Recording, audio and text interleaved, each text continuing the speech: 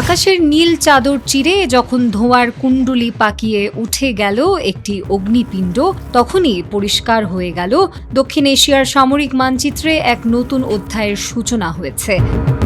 নিজেদের তৈরি অত্যাধুনিক প্রযুক্তি আর নিখুঁত নিশানার সংমিশ্রণে পাকিস্তান এবার ছাড়িয়ে গেল ধরাছোঁয়ার বাইরে। পাকিস্তান আর্মি রকেট ফোর্সের কমান্ডে সম্প্রতি সম্পন্ন হল ফাতাহ 2 এর এই ট্রেনিং লঞ্চ। এটি কেবল একটি সাধারণ উৎক্ষেপণ নয়, বরং ইসলামাবাদের স্বয়ংসম্পূর্ণ সামরিক শক্তির এক বিশাল প্রদর্শনী। অত্যাধুনিক এভিয়নিক্স আর state of the art navigational aid সমৃদ্ধ এই মিসাইল সিস্টেমটি যে কোনো বৈরী পরিস্থিতিতে শত্রুর রাডারকে ফাঁকি দিয়ে লক্ষ্যে আঘাত হানতে সক্ষম। আইএসপিআর এর দাবি, এই সফল পরীক্ষা প্রমাণ করেছে যে পাকিস্তানের মিসাইল প্রোগ্রাম এখন আগের চেয়ে অনেক বেশি পরিণত এবং নির্ভরযোগ্য।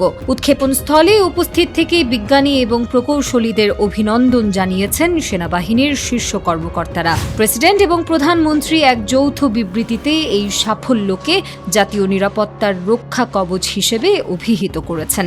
বিশেষজ্ঞরা বলছেন, ফাতাহ সিরিজের এই দ্বিতীয় সংস্করণ কেবল পাল্লা বা রেঞ্জ বাড়ায়নি, বরং যুদ্ধের ময়দানে এর সার্ভাইভেবিলিটি বা টিকে থাকার ক্ষমতাকে নিয়ে গেছে এক অনন্য উচ্চতায়, যা আঞ্চলিক ক্ষমতার ভারসাম্য রক্ষায় এক বিরাট মাইল ফলক। পাকিস্তানের এই ক্রমবর্ধমান সামরিক শক্তি কি তবে ভারতের জন্য নতুন কোনো বার্তা বহন করছে?